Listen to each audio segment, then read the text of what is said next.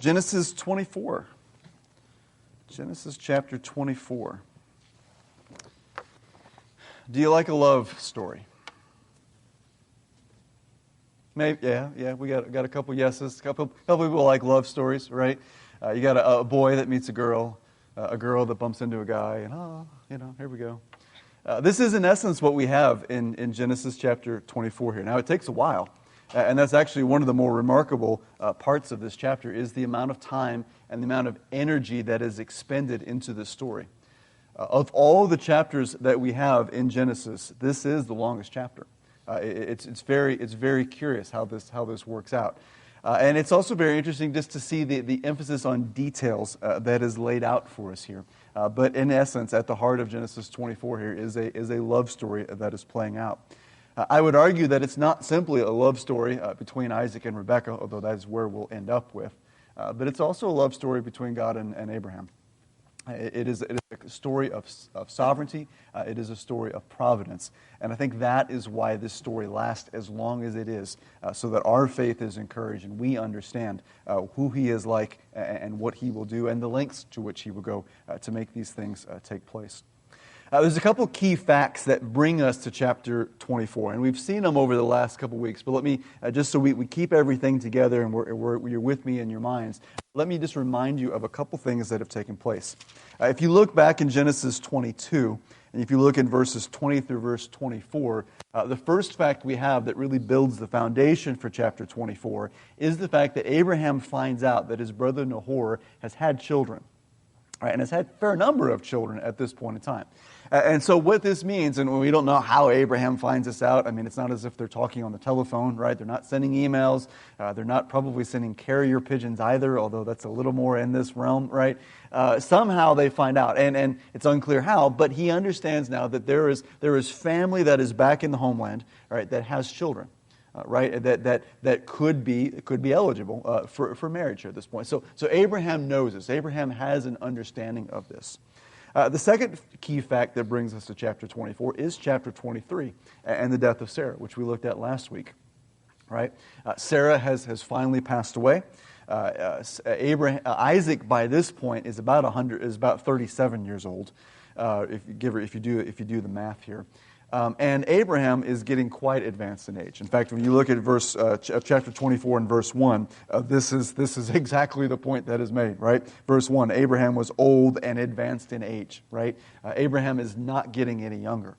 Now, Abraham is having more children, almost miraculously at this point in time, and we'll get to that next week. But Abraham is not getting any younger. And Isaac, for that matter, is not getting any younger. 37 years old, still does not have a wife. It's about time to get this boy hitched, right? This really does need to happen here at some point. There is a theological point that is underpinning all of these things, right? And this is the crisis that we find ourselves in chapter 24. And this is God able to provide Isaac a wife in order that we can continue to carry out the promised covenantal blessings that God has given to Abraham? Okay? This is the crisis that we find ourselves in. Abraham has had a crisis for many years, right? He's had promises that have been given to him. I'm going to make you a mighty nation. I'm going to give you this land. I'm going to pour out all of these blessings upon you and your descendants. But what doesn't Abraham have? He doesn't have any descendants, right? He doesn't have a single son, and this has been the ongoing crisis of Abraham's life. Well, Isaac is on the scene now, right? We have a solution for that part of the problem, but if Isaac doesn't have a wife, what doesn't Isaac have? Isaac doesn't have a son, right? This is the fundamental problem of Genesis chapter 24. We have Abram about to pass off the scene. In fact, this is really the last major time that we will see Abraham in action. And so it's fitting the way that you see Abraham there at the beginning, and he really just fades off the scene, and attention goes to Isaac. And now we have Isaac sitting there, and he has no wife, and he has no children. Right? So how do we remedy this? Is God able to remedy this situation? This is the crisis, and this is what we'll be looking at here in this chapter. As we look at this chapter, we find, as we would expect, that God is quite able to accomplish what He needs to accomplish here. He is able to provide Isaac the wife that he needs, and He's able to do it in remarkable ways. And so for our purposes here this morning, because we have a long chapter and we do not want the sermon to grow in lockstep with how long our chapter is, we're going to focus on the four major characters that we have here this morning. Okay, the four major characters that make up and give life to Genesis chapter 24, and that is going to be Abraham, it's going to be Abraham's servant, Laban, and Rebekah. Okay, these four. And as we look at these four, we see the provision of God in all of their lives. All right, we see the way that God is moving and working in all of their lives, and the way that He is using them to accomplish what He needs to accomplish, what He wants to accomplish here this morning. Okay, so this is our goal. This is where we're headed, and we'll start looking at this. Before we do this, let's start with a word of prayer, and then we'll start looking at Abraham. Father, again, we thank you for being able to be here this morning. Father, we come to praise you. We come to worship you. And it's chapters like Genesis 24 that strengthen and encourage that worship of you. The more that we see you, the more that we understand who you are, the more that we see your power, your sovereignty, the goodness of your nature, the loving kindness with which you keep covenants and give mercy to individuals. Father, those qualities, those characteristics cause us to love you all the more. They cause us to cling to you all the more. They cause us to run to you all the more. And so, Father, I pray this morning as we look at this chapter, where it seems as if there's a very light touch being given on your part, I pray that we see how heavily you are moving here, how much activity is going on here, and how you are bringing all of these things to pass. So give us grace for that this morning. Cause us to worship you. Cause us to love you as a result, and may you be glorified as we look at this. In Jesus' name I pray.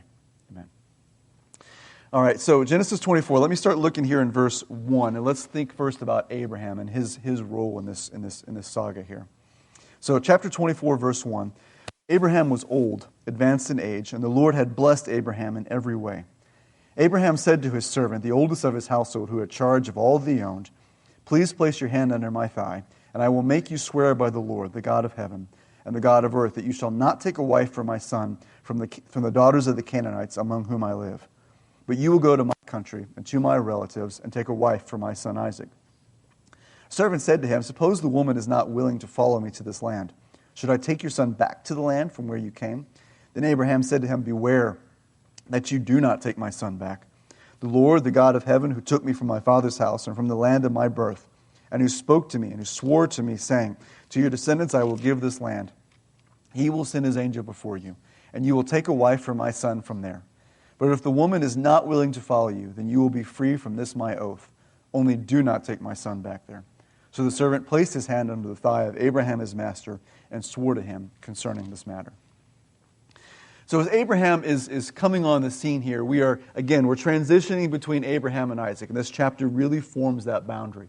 We have Abraham carrying out what we know to be really his last major act. We will learn more about Abraham in the next chapter as we understand that he's having more children and sending them away. But this is his last major act, and he's acting here as the father, right? He is the father of Isaac, and he is concerned over his son. He is concerned over his son having a wife. He is concerned over that he needs to have descendants that this covenant blessing can continue to pass on to. And so he turns to his most trusted servant, looks what would appear to be his eldest servant in the house, and he looks to him and says, "I need you to come here. We have an urgent task that needs to be handled." Okay, this task will not be quick. This task will not be easy. In fact, it probably takes place somewhere there's a 3-year window, and we don't know how long it takes over the 3 years, but there's about a 3-year window this has taken place in. And this mission is going to be absolutely critical to keeping everything to take place. You'll notice there that the oath that is being made, right?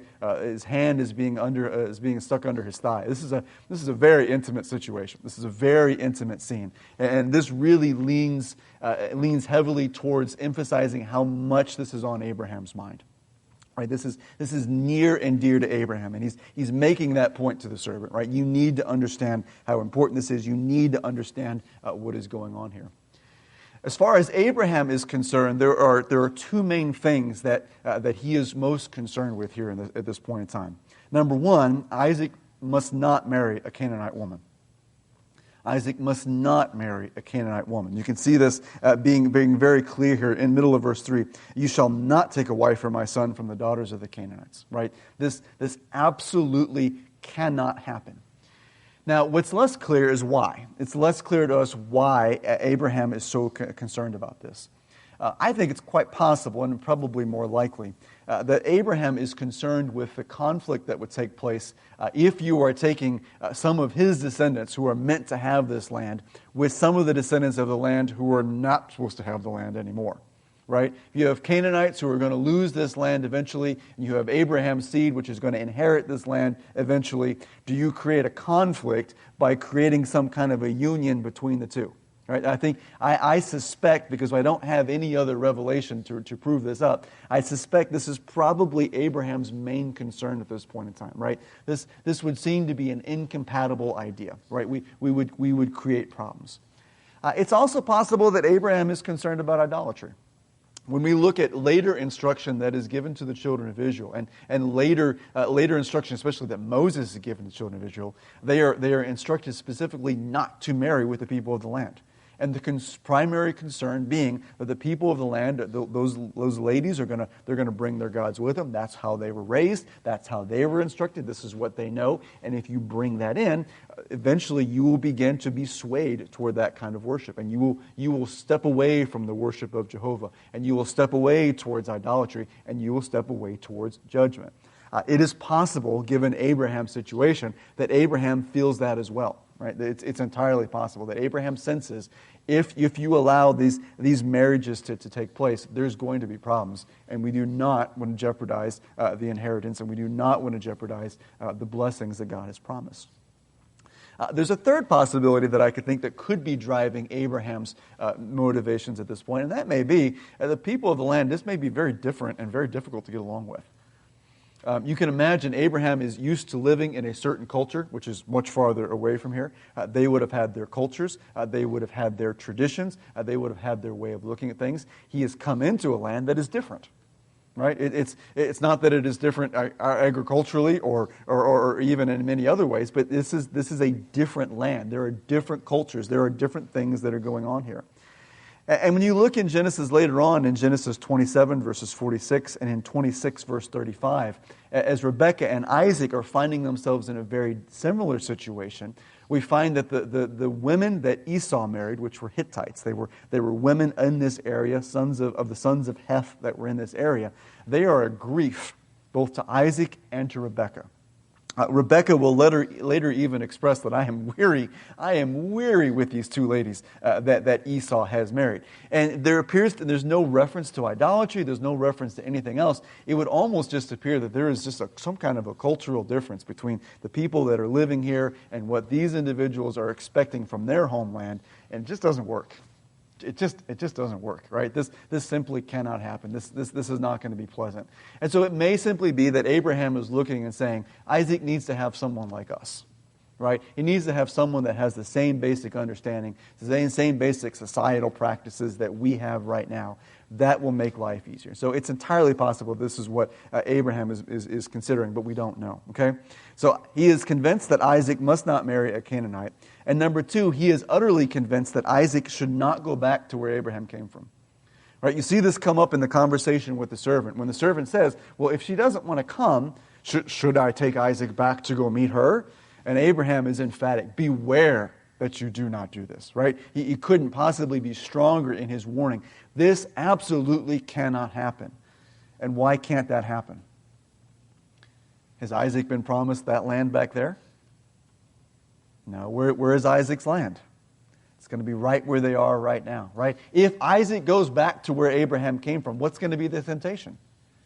Stay here. Right? Your wife is from here. You have ancient roots back in this area. It'll be easier. It'll be better, maybe even. Things might even be easier economically and socially if you come back to this area. Abraham understands and realizes the danger of Isaac leaving Canaan to go back to the land where he came from. And he says specifically, you cannot leave. You cannot take Isaac back. I can't help but wonder if Abraham is not thinking about the times that he has left the land of Canaan in recent history. Every time that we have seen Abraham leave the land of Canaan for some reason or another, things have gone terribly wrong, right? Because that is not where Abraham was meant to be. And Abraham may very well be simply thinking about to Isaac and simply saying to Isaac, listen, I have made mistakes and I don't wish for you to make the same, right? You stay here, right? You stay where you're meant to be, where you're supposed to be. This is the land that we are going to inherit. Even if all we own is a field and a cave right now, you stay right here because this land is promised to us.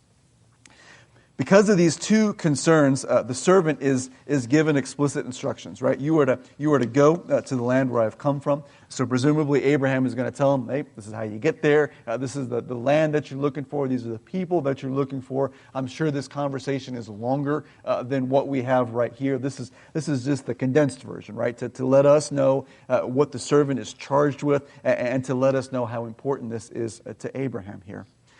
But as we look at the way that Abraham describes this, it's clear to me that Abraham is believing certain things about this experience. After the servant expresses concern in verses 5, and Abraham stresses in verse 6, you cannot take Isaac back, Abraham leans in on verse 7, and we see this, the Lord, the God of heaven, who took me from my father's house and from the land of my birth, and who spoke to me and swore to me, saying, to your descendants I will give this land.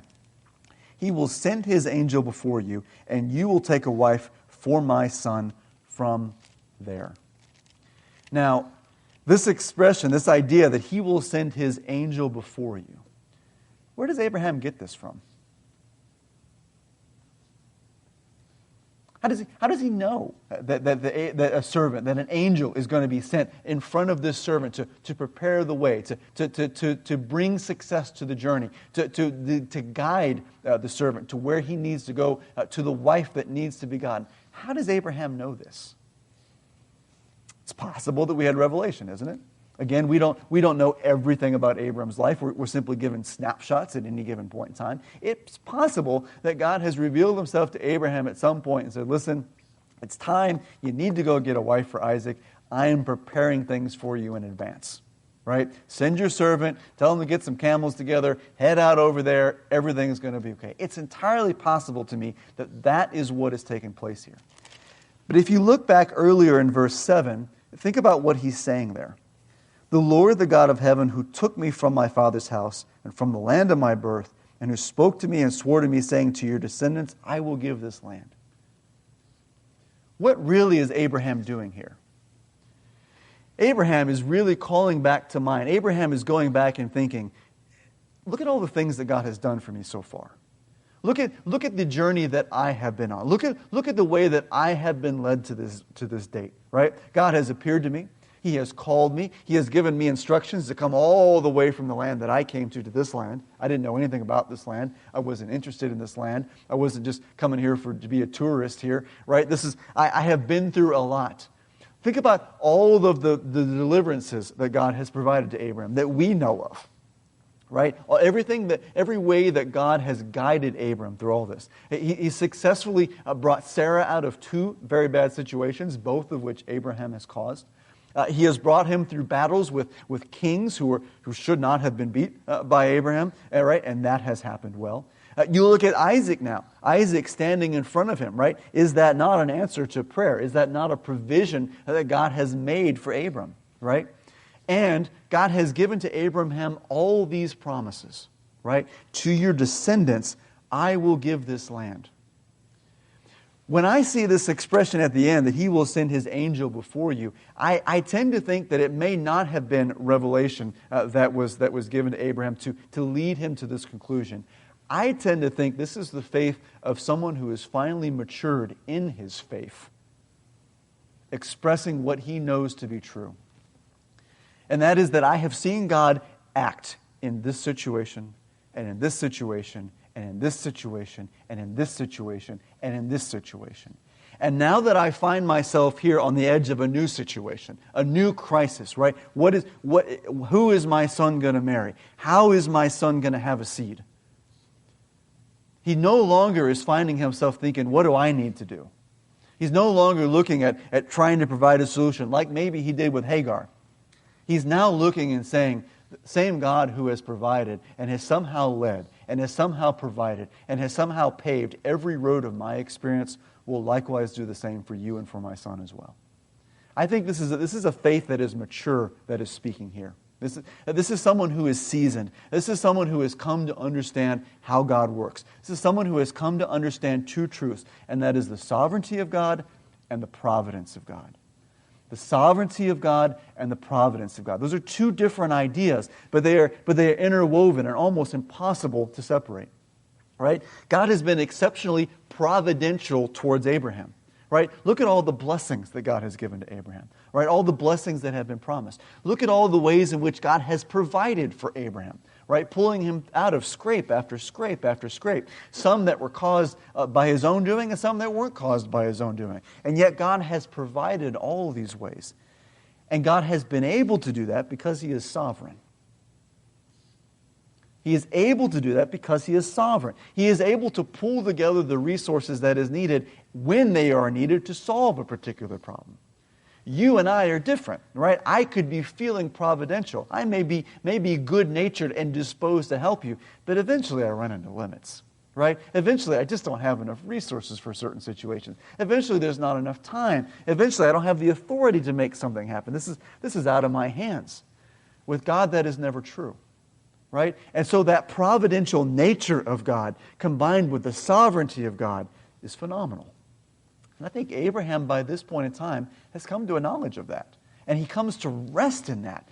And all he knows, he probably has no way of knowing what that angel is doing. He has no way of knowing who that wife could possibly be. He has no way of knowing how long it will take. He has no idea the conversations the servant will have.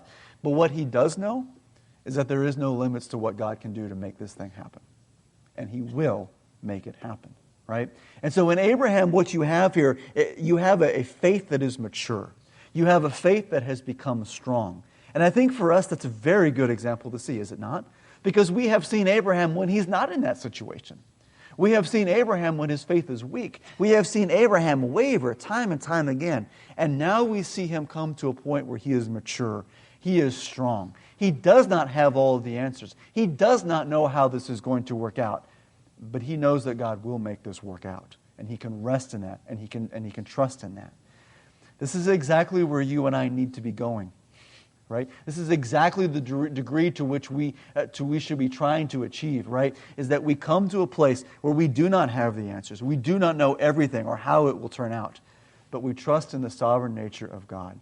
We trust in His character. We trust in His attributes. We trust in His loving kindness, right? This is where Abraham is at this point in his life, and this is a good place to be, right? And this will work out very well because the faith is where it ought to be. So Abraham here, bringing faith to this scene as we look at the crisis that is unfolding.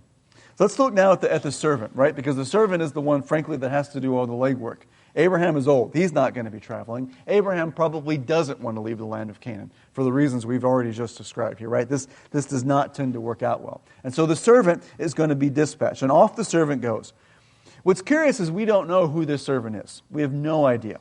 A good guess would have been the Eliezer that is mentioned back in chapter 15 and verse 2. But remember, this has been a very long time in between. It's quite possible that Eliezer is off the scene by this point in time. And the fact that we don't have a name that is given, when you do bother to give the name Eliezer before, makes us think this is probably just another servant, right? This is another senior servant that is inside the house. He is trusted very highly and given this very clear task. And off the servant goes. We see him in verses 10.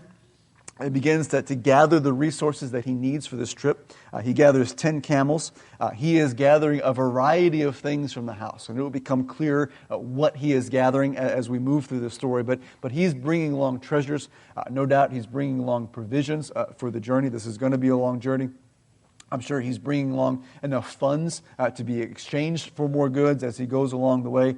Abraham is a wealthy man, and this servant is able to pull off of that bounty as he looks for this journey. Right? He begins to make his journey. We see in verse 10, the servant took 10 camels from the camels of his master and set out with a variety of good things of his master's in his hand. And he arose and went to Mesopotamia, to the city of Nahor. And he made the camels kneel down outside the city by the well of the water at evening time, the time when women go out to draw water. He said, O Lord, the God of my master Abraham, please grant me success today, and show me loving kindness to my master Abraham. Behold, I am standing by the spring, and the daughters of the women are coming out to draw water. Now may it be that the girl to whom I say, please please down your jar so that I may drink, and who answers, drink, and I will water your camels also, may she be the one whom you have appointed for your servant Isaac. And by this I will know that you have shown loving kindness to my master. The servant makes it to where he needs to go, right? To the city of Nahor, there where Abraham is from. He's made a long journey. Again, we don't know how long it's taken, so there's some editing that's taking place here. But he's made it to where he needs to get. And starting in verse 12, we have the very first prayer for guidance that we have in all of Scripture, right? And it comes not from Abraham, it comes not from Isaac, but it comes from this servant here. And think about what this servant is asking for here. O Lord, the God of my master Abraham, please grant me success today and show loving kindness to my master Abraham. To my master Abraham.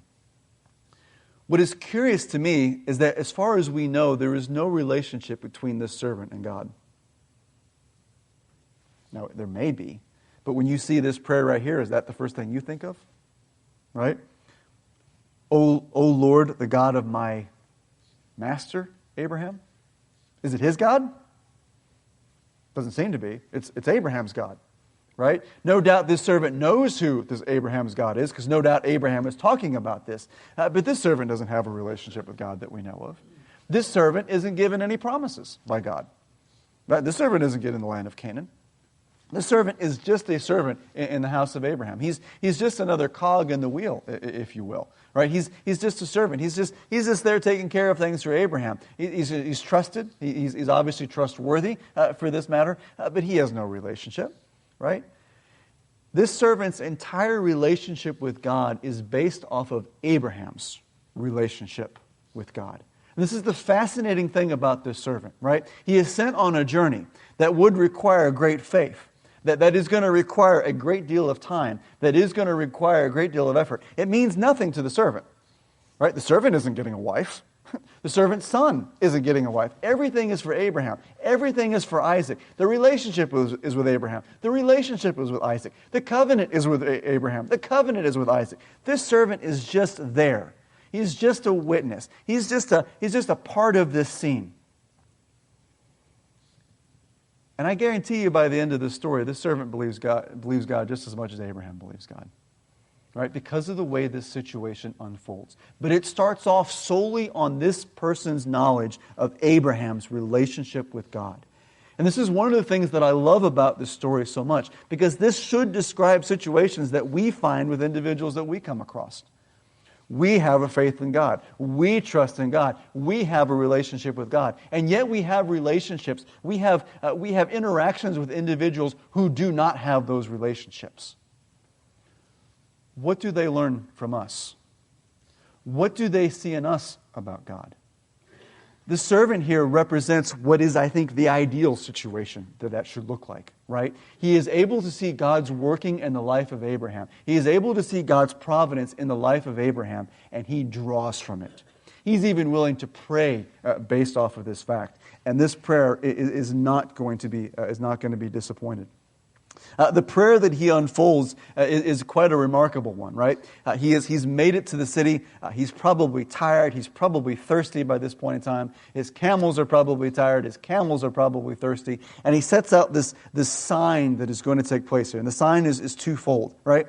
The woman that comes out to him, the girl that comes out to him and offers him something to drink, and his camels also. May this be the one. Now, the first part of that sign is fairly reasonable, right? That is fairly reasonable. This should be a culture that is characterized by hospitality. It would not have been uncommon for someone to have seen a stranger here and to extend here, have some water from this well, have some water from this jar. The second one, that's a tall order. Camels drink a lot of water. Camels drink a lot of water. And we don't just have one camel, we have 10 camels. You may be willing to extend yourself for the sake of one thirsty traveler. but are you really willing to expend yourself for the sake of 10 thirsty camels? The answer normally is going to be no, right? And that would probably be true of her just as much as it probably would be true of you or I, right? This is a very tall order that is being laid out here. And yet this is the sign the servant lays out. If both of these things are true, then I will know that this is the woman that you have laid out for us here. And as this scene unfolds, we have these three progressions that take place. We have the servant's prayer here in verses 10 through 14. We have the servant's waiting in verses 15 down through 21. And then we have the servant rejoicing down in verses 26 and 27. As the servant is sitting there, notice in verse 15, before he had finished. Okay, so the servant is praying this prayer. He's praying to this God that really he doesn't necessarily have a relationship with. Abraham has this relationship with. He's praying this would be answered. He closes at the end of verse 14. By this I will know that you have shown loving kindness to my master. Right? Again, the emphasis is not on him; it is on his master. Verse 15. Before he had finished speaking.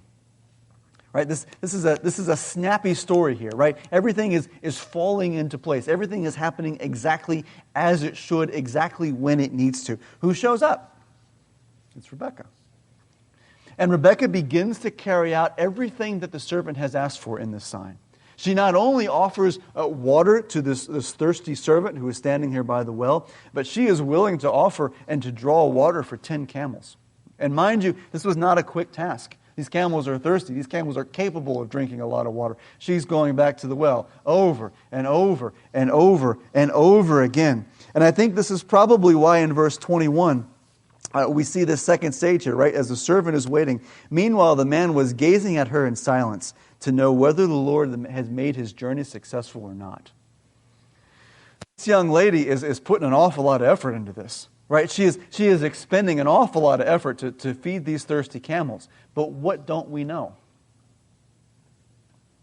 Whose daughter is she? We know she's hospitable, right? This girl gets an A+ for effort, but we don't know if she's the right line. Right? And so this mini crisis sit here unfolds, and the servant just sits here gazing in silence. Is this really it?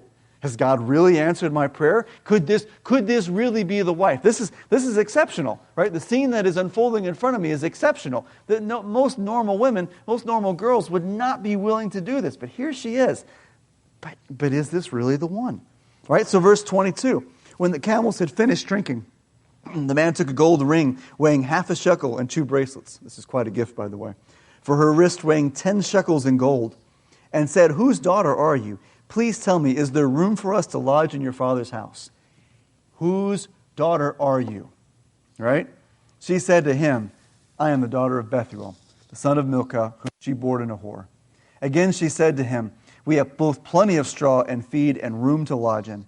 The man bowed low and worshipped the Lord, and he said, "Blessed be the Lord, the God of my master Abraham, who has not forsaken his loving kindness and his truth toward my master. As for me, the Lord has guided me in the way to the house of my master's brothers." The servant has prayed, the servant has waited, and now the servant is rejoicing because what has happened? God has done exactly what Abraham said would happen. Right? An angel has gone forward. An angel has led the way, not only for the safe journey for the servant through a situation that would have been long and perilous, but now he has led him straight to the well that he needed to go to, straight immediately to the girl that he was looking for, and straight immediately to the girl who is of the right house, the right family. Right? It's key here, right? The Lord, the God of my master Abraham, who has not forsaken his loving kindness. Right? It was the loving kindness that he was praying based off of earlier. And now he says, this is the loving kindness proved. Right? God has done exactly what I have prayed for. God has exactly met the requirements that Abraham has laid out. He has done exactly what he has said. And he is praising God. Again, this servant had no relationship that we know of before.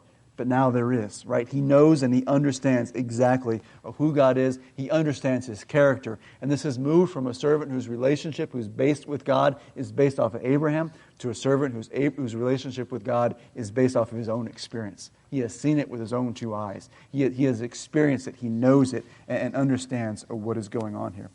The servant is remarkable. The third person that comes on the scene now is Laban. Laban begins to come on the scene. Rebekah has made it clear and we know based off the fact that she has completed the sign and the fact that she has made known her heritage, we now know that this is the girl that we're looking for. We have been looking for Rebekah. We now know that Rebekah has made an offer there in verse 25, saying, we have plenty of straw, we have plenty of room, we have plenty of food. You should be able to come on. You should be able to come on over. Now, she doesn't actually extend the offer, but she's made it clear that should be something that could take place. She rushes off in verse 28, and you can imagine she probably would, right? After she gets this nose ring, after she has this very expensive bracelet that is given to her, she's probably a little worked up herself, right? This is not our normal day at the well, okay, right? This is a little bit unusual and a little bit exciting. So off she runs, okay? Off she runs back to her house, and who's waiting for her? Verse 29. Now Rebekah had a brother whose name was Laban, and Laban ran outside to the man at the spring. When he saw the ring and the bracelets on his sister's wrist, and when he heard the words of Rebekah his sister saying, "This is what the man said to me," he went to the man, and behold, he was standing by the camels at the spring. And he said, "Come in, blessed of the Lord. Why do you stand outside, since I have prepared the house and a place for the camels?" So the man entered the house. Laban comes on the scene, and Laban invites the servant who is still remaining at the well. He invites the servant to come back to the house. Come stay with us. Now you'll notice there in verse 30, what is it that got Laban's attention? Now he has heard the words, right? He's heard what Rebekah has said, right? The conversation, she's rehearsed it. But notice what first is mentioned. When he saw the ring and the bracelets on his sister's wrist. What does Laban see? Laban sees dollar signs, right? Laban sees dollar signs, right? There are dollar signs in Laban's eyes as soon as Rebekah comes back with this bracelet and with this nose ring, right? That is all that Laban sees. This is interesting to us because this is not the last time that we will see Laban. And when we see Laban the next time, we will understand that Laban is very much motivated by what he can get, right? And very frustrated by what he loses. Okay, we are already establishing Laban's character, and the author of Genesis has done a good job of making sure that you understood it was the bracelets and the ring that he saw first. Right, this is what really catches attention, and so this introduction that he gives in verse 31, "Come in, blessed of the Lord."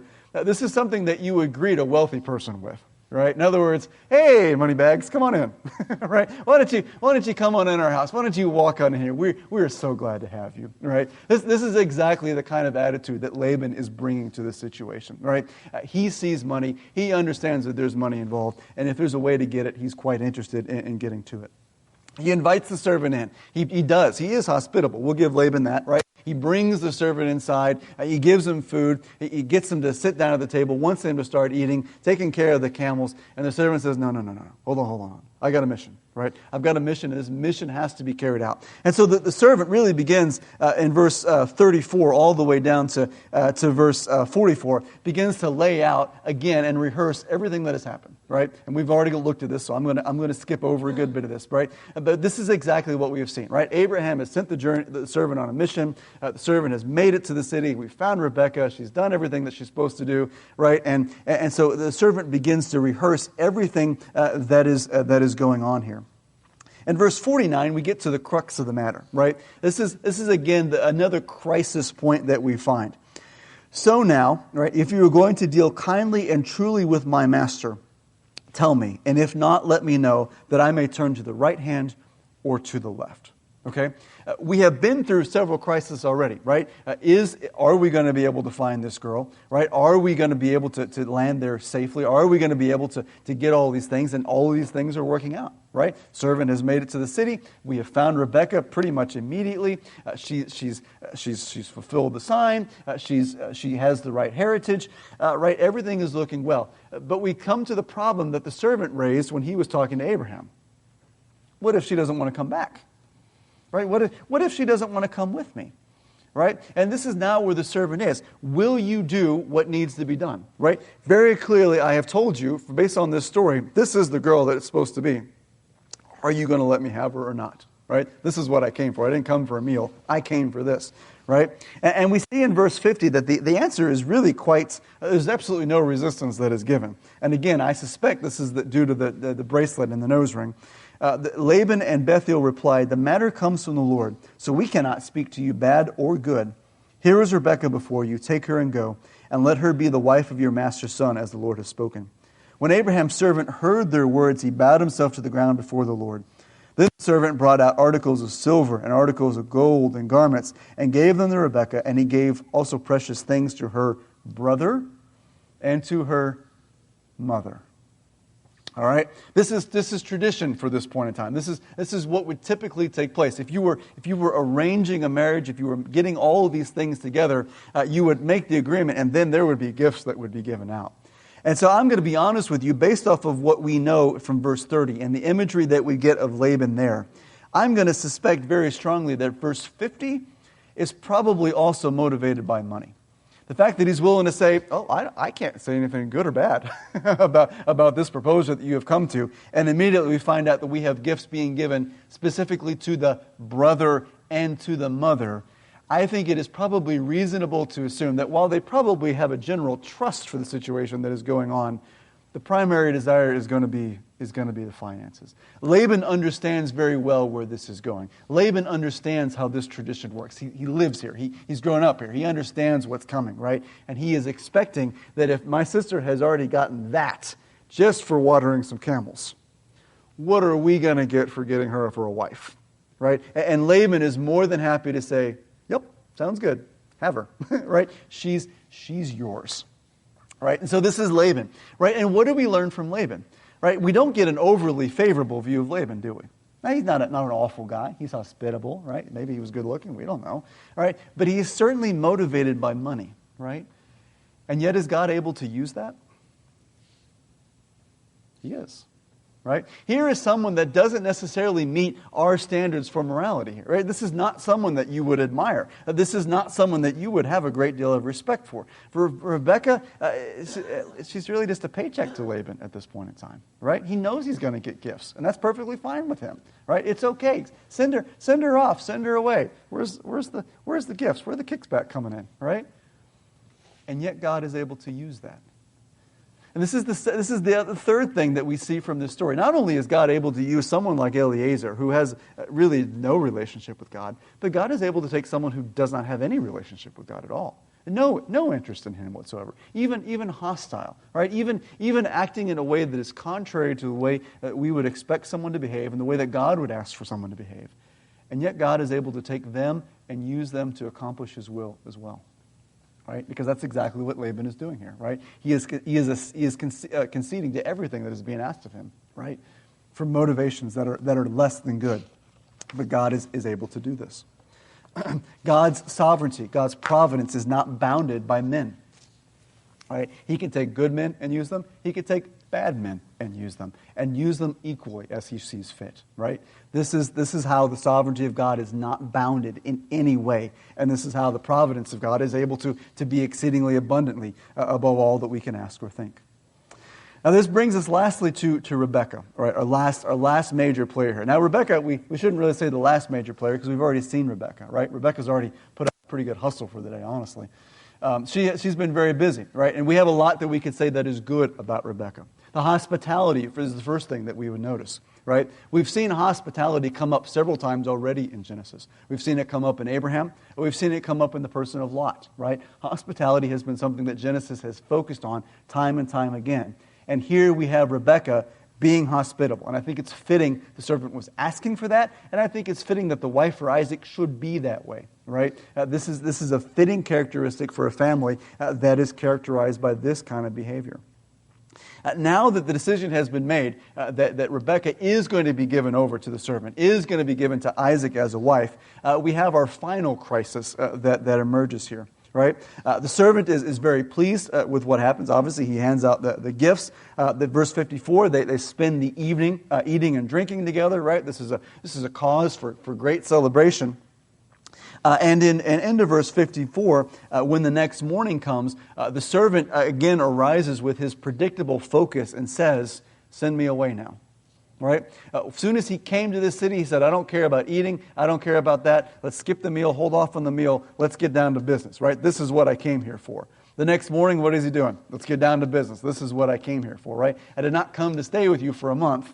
I came for you to get a wife for Isaac and to go back home, right? And that's what I'm going to go do. And so he says, send me away, right? Send me away that I can go back to the master. Verse 55, we have a roadblock that emerges here. But her brother and her mother said, let the girl stay with us a few days, say 10, and afterwards she may go. He said to them, do not delay me, since the Lord has prospered my way. Send me away that I may go to my master. And they said, we will call the girl and consult her wishes. Then they called Rebekah and said to her, will you go with this man? And she said, I will go. Again, the crisis emerges. We have gone from crisis to crisis. We need a wife for Isaac. We need to find the right wife for Isaac.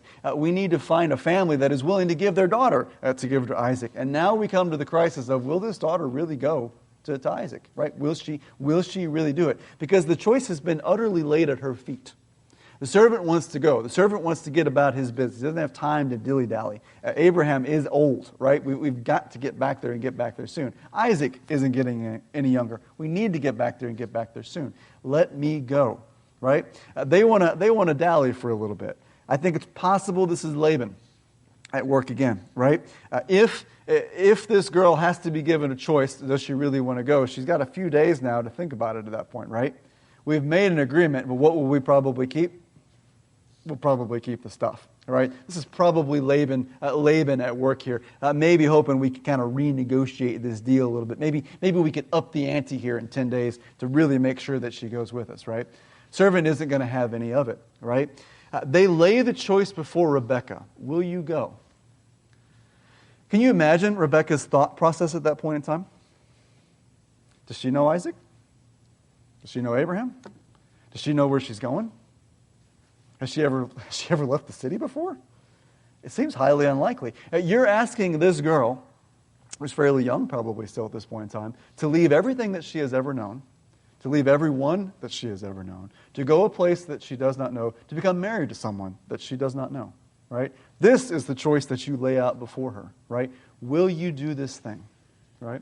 And what's remarkable in this situation is that in this situation, Rebekah really mirrors the faith of Abraham. More than anyone else that you will see in Abraham's family at this point in time. She mirrors the faith of Abraham. She is willing to leave her father's house. She is willing to leave her father's land. She is willing to go to a place that she does not know, right? To marry someone that she's never seen before, only heard of just recently, right? Even that this person even exists. She is willing to do all of these things.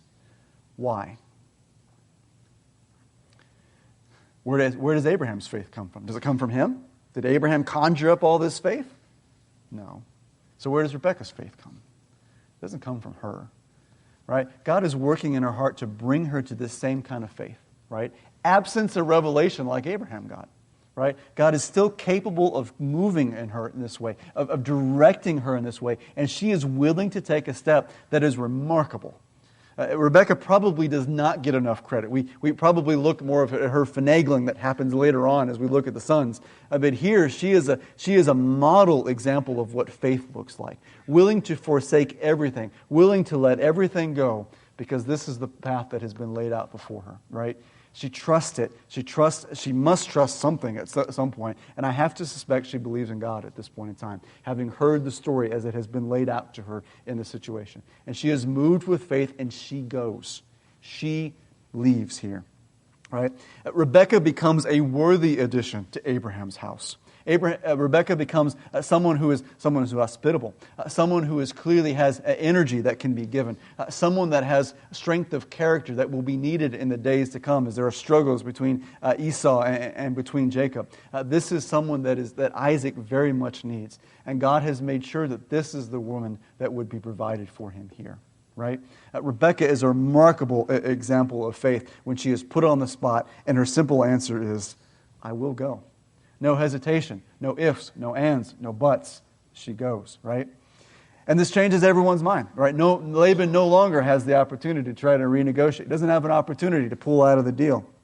They send her away with some servants. They bless her in verse 60, and off she goes. And again, if you love a good love story, where do we end up?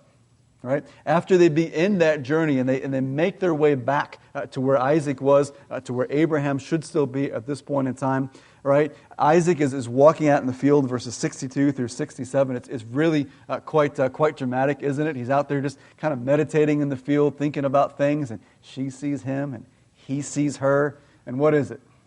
Love. All right, it's love. What better ending could you ask for in a story than this? But who's behind it? It's God. God has been behind it all the way along. Through different characters, with different motivations, with different mindsets, with different backgrounds, with a whole host of situations that really are arrayed against them. Right? God is the one who has provided. God is the one who has sovereignly ordered all of these things to take place. God is the one who has made the provision. Even Isaac himself, you'll notice I'm not throwing him in as a major character, because what does he do? He's simply the recipient. Right? Someone else has done all of the work, whether it's a servant, whether it's Rebekah, whether it's everyone else. Someone else has done all the work, and Isaac is simply the recipient of someone that he can love, right? And it is all God's work. It is all His providence. It is a testimony to His sovereignty. And this, I would submit, is the reason why this chapter is so long. Right? It's not simply because God loves a good love story and wants to really encourage us with one. It's because God wants us to understand who He is. He wants us to understand His sovereignty. He wants us to understand His providence so that we get to the point that Abraham was at the beginning of the story, right? I trust Him. I trust Him fully without any reservations, knowing that He is capable of doing exactly what He has promised that He would, right? This is the point of Genesis 24. This is the point of this love story. The love story is secondary. It's God's love story to Abraham that is first, right? That is a lesson for us as we go out. Let's pray. Father, we thank you for what you've given us here in this chapter. Father, we thank you for this story. Father, it is beautiful. It is beautiful in the way that it is laid out, the way that all of the pieces fall into play, the way that Isaac is comforted by Rebekah. It is beautiful in its depiction. But Father, it is far more beautiful in the theological truths that are being shown for us here, Father. That you are a God who is sovereign, that you are a God who is providential, and that you can and you will carry out the promises that you have made. Even if we don't understand what that looks like, even if the odds are long, even if we are dealing with individuals whose motivations are not like ours in any respect, you are capable of using them and working in them to bring them to that point to accomplish your will. Father, for us, that is a comfort. Father, for you, that is glory. And so we thank you for that, and we praise you for that here this morning. In Jesus' name I pray. Amen.